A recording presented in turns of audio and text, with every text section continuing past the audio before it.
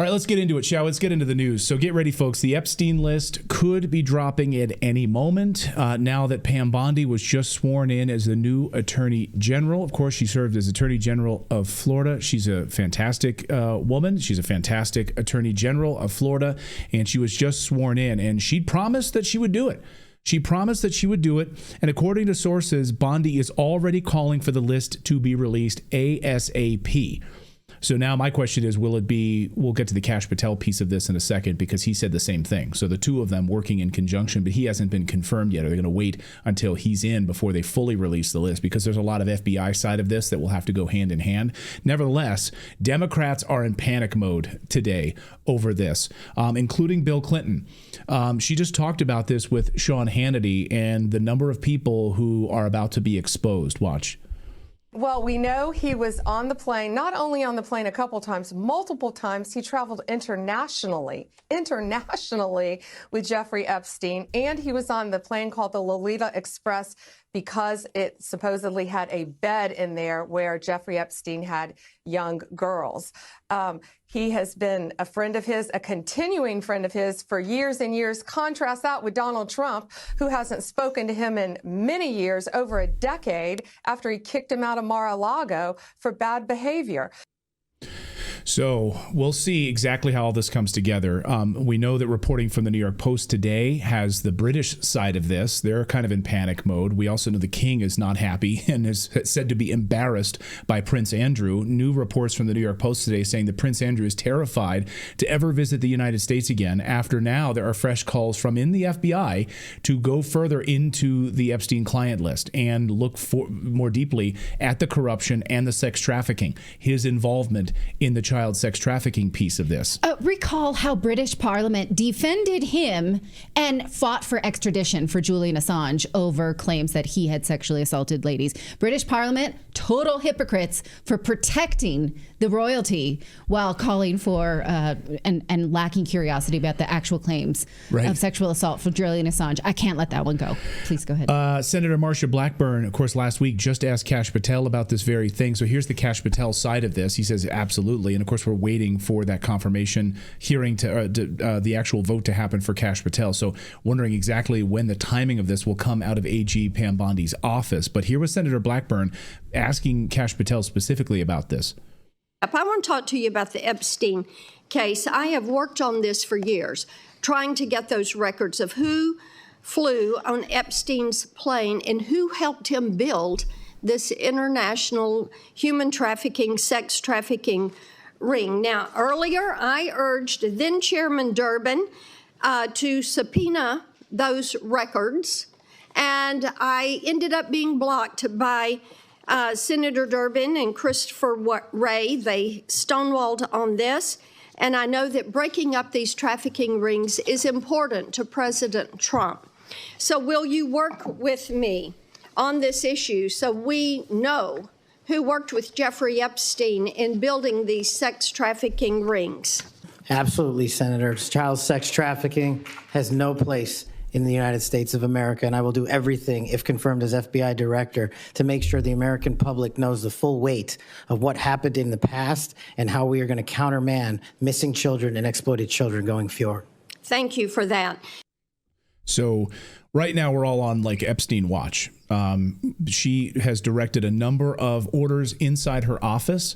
And so it's unclear exactly how this list would be released, how much of it would be redacted, or is it full transparency and being released, and how much of this will have the FBI side of this and Kash Patel's involvement when he is officially confirmed and puts his hand on the Bible and is sworn in. So we're waiting on that side of it. Don't you feel like you have a fish on the hook and it may get away before you roll it in? That's how I feel about this. Well, I felt, but now that she's in, that's a huge piece of this. You know, Kash Patel, I'm certain he's going to be confirmed. I think there's all evidence to the confirmation of Kash Patel. Go ahead, Philip. Oh, I was going to say, like, I know exactly what Natali is saying, because I feel like if we actually get this list, it'll be one of two things, in my opinion. It will be completely redacted and there will be no names on it, or it'll be 50% redacted because there are too many powerful people that are tied to all of this that they're not going to want their name out. So I think we're either going to get it fully redacted or like half redacted, but I don't think we're ever going to see the full list. I hope so. Yeah, we'll see. I mean, and again, we were talking just here before the show, Trump, obviously, and how long ago did he, know Jeffrey Epstein? So full transparency. So let's have the Donald Trump side of it out there fully as well. So we can see how many times he met with him, all of those pieces, just so everything is out there. No like right-wing conspiracy, left-wing conspiracy. We are an independent show, so we think both of these parties are corrupt. So I want all of the names out there. I don't care who. I don't care what party, what affiliation. I want them all out there. Well, another big thing from Attorney General Pam Bondi's office today, not wasting any time. On her first day in office today, she made huge moves against sanctuary cities. She just ordered the Department of Justice to immediately stop all federal funding to cities that refuse to cooperate with immigration enforcement. That means places like New York, Chicago, San Francisco could soon be feeling the financial squeeze from the federal government if they don't comply with this. And Fox News exclusively got a list of like her executive orders that she's put in place, or her directives today. She's also going after NGOs, those non-governmental organizations that are helping illegal immigrants, which is fabulous. We've been hoping that she would go, because those NGOs are responsible for the sex trafficking into the United States. Catholic Charities, HIAS, which is the Hebrew International Aid Society. So yes, both the Catholics and the Jews, the Hebrews and the Catholics, and those non-governmental organizations, we've covered them here on the show.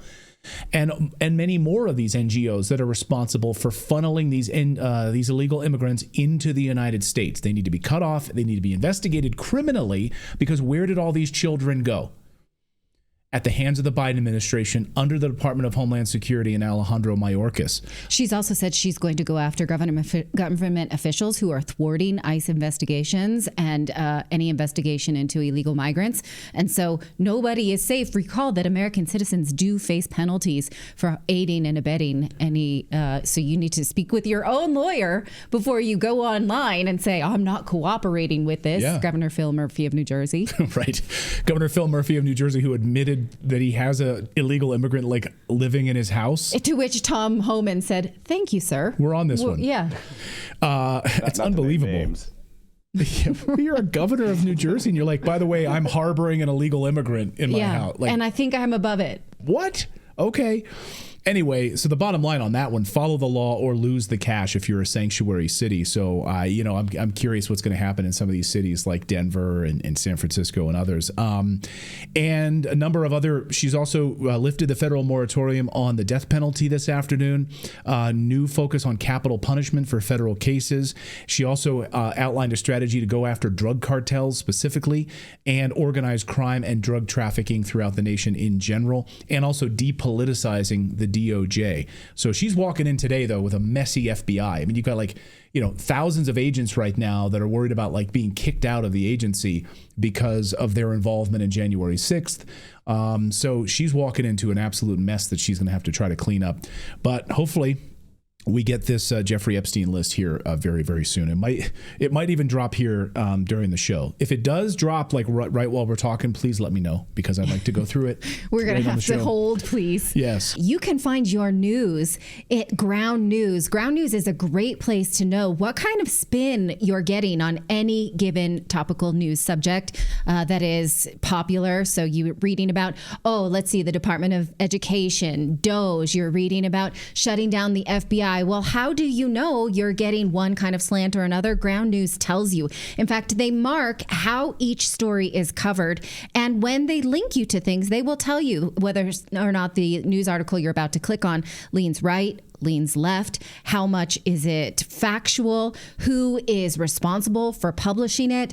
And in fact, just today, like the Hunter Biden laptop story, right, in fact. Right. In fact, the Hunter Biden laptop story, it would have told you, leaned left, because, of course, most coverage of it did. In fact, just today, I was reading coverage of RFK Jr., and even Fox News called him a vaccine skeptic, which I think is an oversimplified nomenclature that's unnecessary. So Ground News really helps you to find out what is the slant, where you can get the true news, and how you can sort of digest each bit of news. It's a great resource that we use here on Redacted. All of us use it.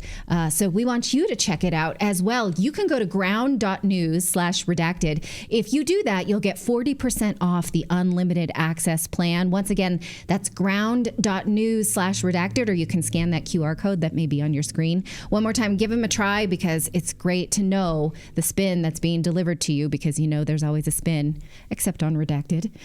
Go to ground.news/redacted. All right, well, we're continuing to peel back the rotten onion that is USAID after the federal government announced that it is repealing funding and absorbing it into the State Department. As that's being done, the rest of us are being notified of what our tax dollars have been put into. We've talked about some of the more absurd ones, such as a drag opera in South America, things like that. But now we're looking at how USAID was funneling millions of dollars to Politico. The news organization Politico, it turns out, was state-run media. Now, if you follow their coverage, that's been pretty clear. But here is what some eagle-eyed observers have pointed out. And in fact, it seems to be true. That's right. That, in fact, Politico receiving, specifically USAID buying Politico Pro subscriptions to the tunes of millions of dollars. So USAID funneling millions of dollars to Politico. Now, people online would say, well, no, these were pro subscriptions. It doesn't matter. It's still Politico Pro. So they were... Okay, but if you look at the money, it's $500,000 for 37 subscriptions. Those are really expensive subscriptions. That's a subscription. Also, State Department whistleblower Mike Benz points out that there is a difference between U.S. spending of a grant database and a U.S. spending for premium subscriptions, and also paying media outlets to produce news.